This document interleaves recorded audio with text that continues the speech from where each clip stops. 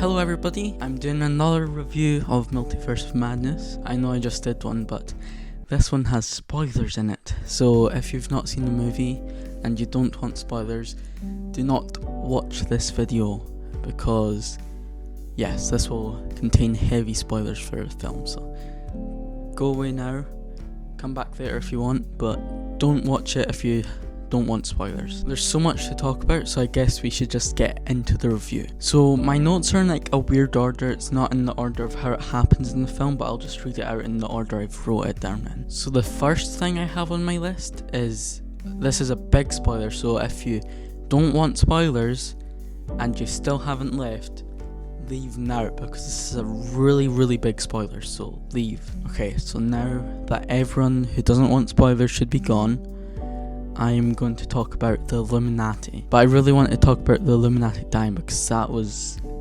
very insane and it caught me off guard. I did kind of expect the Illuminati to die as soon as they appeared on the screen. I don't know why, I just felt like they were going to die, you know? But I did not expect them to die so, like, graphically.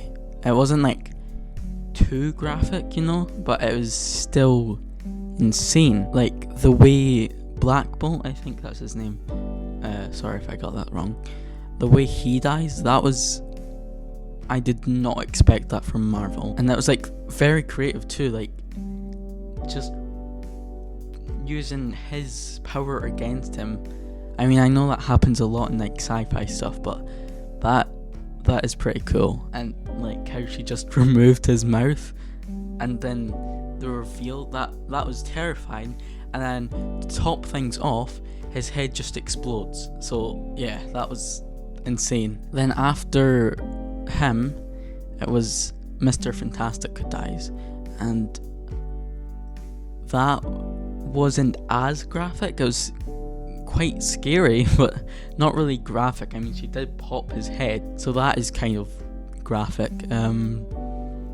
But yeah, I think that one hurt the most for me because like, he talks about his kids just before he dies, and that's so sad. Like, she was just like, I don't care, I just want my kids. But yeah, Mr. Fantastic died in a very cool way and creative way as well, and I was impressed with how creative those two kills were, because like I did not expect that. That was very cool. On the topic of Mr. Fantastic, I think we should talk about how it's John Krasinski playing, which many people have wanted him to play Mr. Fantastic for years, I think, which is insane that he actually was. I mean, whether this means that he is going to be Mr. Fantastic in the main MCU timeline, that's still unconfirmed, but it would be cool.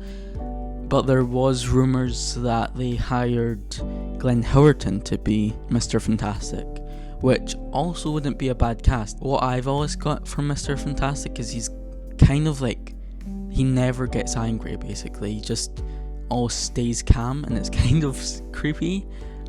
And Glenn Howerton does that very well. I think he would be a pretty good cast, but so is John Krasinski, but he's more likeable, which would be good. They've done that with other characters like the Guardians of the Galaxy, that's what I meant to say, because I'm pretty sure they weren't really popular in the comics. I don't think people actually liked them that much, and then they got James Gunn in, and then he made them more likeable. And then Captain Carter, that scene kind of made me laugh because she just said, I can do this all day, which I actually think is pretty cool. I mean, I've seen people on Twitter and stuff saying that it was cringy, which I don't agree with. I thought that was quite cool, and it's a cool callback. But then, yeah, she couldn't do it all day. She got cut in half, so, you know. But yeah, that kill shocked me as well, because, like, I did not expect Marvel to go that far. You didn't really see it. Didn't really see her getting cut in half, but you heard the sound, and then you saw her body like slide into the side, so that was kind of scary and shocking.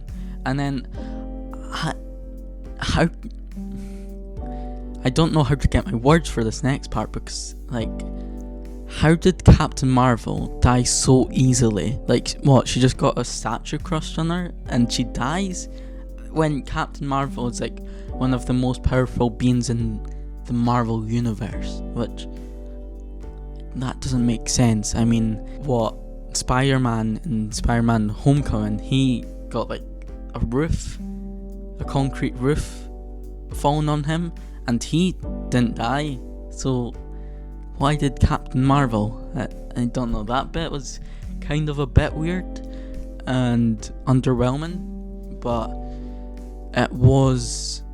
the whole fight sequence was pretty cool. And then there's Patrick Stewart, which I don't think he's playing. There's a fire alarm going off somewhere. It's gone off like 3 times. I doubt there's a fire because I can't see one, I can't smell one, and 3 times in a row, that's pretty unlikely. But yes, anyway, back to it. Patrick Stewart as Professor X. I don't think he's playing Professor X from the Fox X-Men films, but it was still pretty cool to see him again. And then I was expecting him to die as soon as he went into Wanda's mind, but I don't know, it still shocked me when he died. I don't know what it was, but my stomach sunk. I don't know, it was weird, but I was like, I don't know, I was like, I wasn't happy, but it was exciting in a weird way. I don't know, that makes me sound like a psychopath, I promise. That whole scene with Wanda fighting the Illuminati was very, very cool. And that brings us on to the next thing on my list, which is Wanda being the villain. People are saying like her being the villain takes away from her character development in WandaVision, which I don't agree with. I mean, if you look at the post-credit scene of the last episode of WandaVision, you can see her already turning evil, like she's looking for the Darkhold, looking for children. So yeah, I don't agree that her character development has been removed, but I did find it slightly weird that she was like playing on evil, basically. I mean, you could understand her intentions, but she was evil the whole film, which I thought was cool, but I did find it a bit weird how evil she was. I mean, we don't actually know how far between WandaVision and Doctor Strange was, so it could have been like a few months, and that made her even more angry and evil and stuff. And obviously the Darkhold has corrupted her a bit, but I don't know, it was kind of jarring to see, but I got used to it, and she was very cool in this film. I really liked the bit where like the people are like holding up the shield to not get her into the place. I forgot what it's called, I'm sorry. And then she goes into someone's mind and goes, "Run!" That was very cool. I loved that part. It was like kind of cheesy, I guess, but I thought it was really cool and I liked it a lot. The next thing on my list is Wanda being dead. I have a TikTok about this slightly, so I'll play that here. So at the end of Multiverse of Madness, we see Wanda die, but I don't actually think she's dead because Elizabeth Olsen has said about how she wants her character to evolve, which doesn't make sense. I mean, they could do a Black Widow thing and make it like a prequel, but that's not really evolving the character, that's more backstory, which is kind of evolving the character but not really. And we never actually see Wanda being dead, like her dead body, so in the MCU basically if you don't see a body then they're most likely not actually dead.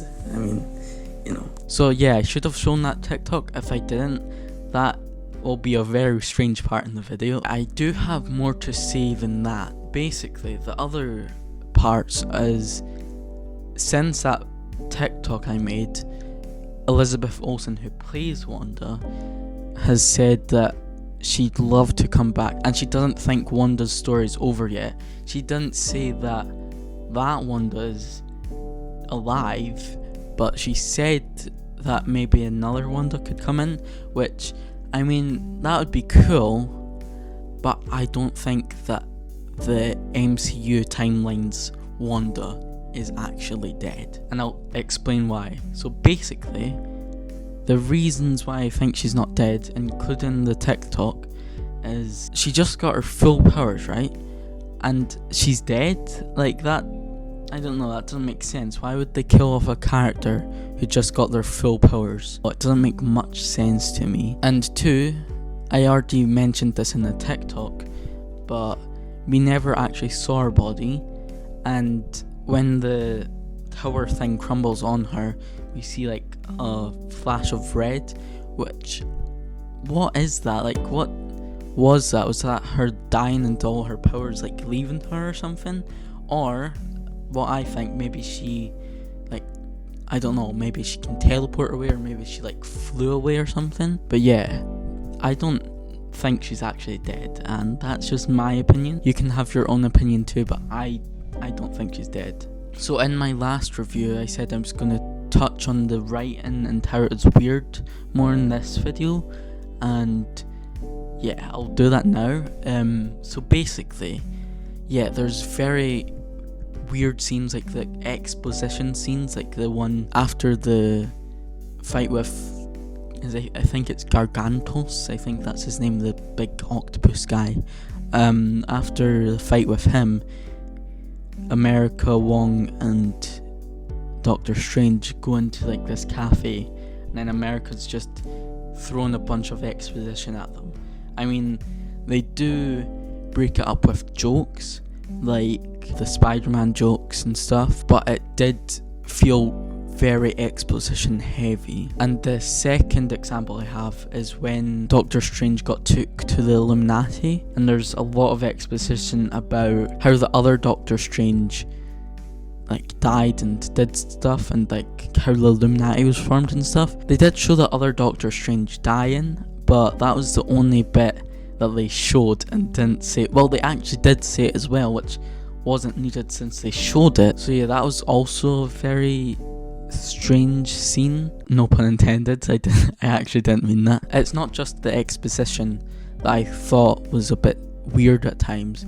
There was also like a couple parts where the characters would just explain what's happening, like when Supreme Strange, I think he's called, like takes out the power from America, and she's like, "You're killing me, we were friends." Like, that was that was a bit strange. I mean, like, we see that's happening, and then there's another bit, I can't remember it right now, but it was quite strange. I have seen a lot of people saying that all the writing in the movie was terrible, which again, I don't completely agree with. Only some bits were bad, but I'd say most of the writing wasn't bad. I don't know if I'd say most of it was good, but most of it wasn't bad. There was some good bits of writing, but most of it wasn't bad. There's some weird bits that felt very off and not human. That's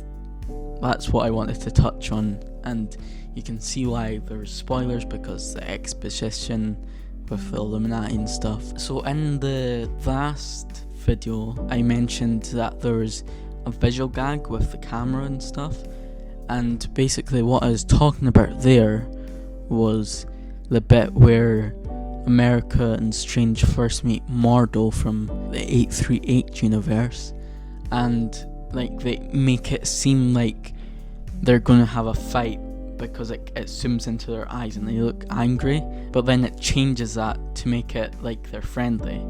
And yeah, that was a pretty funny scene in my opinion. I really liked how they used the camera work as most of the joke. It was pretty cool. Most of the jokes in this film I don't think were bad. I've seen some people say that they're really bad, and other people say they weren't bad at all. I'm kind of like in the middle. Some were a bit bad, but some were pretty good. So again, that's all I have on my list. I didn't do the thing that I did in the last video. But yeah, this concludes the video.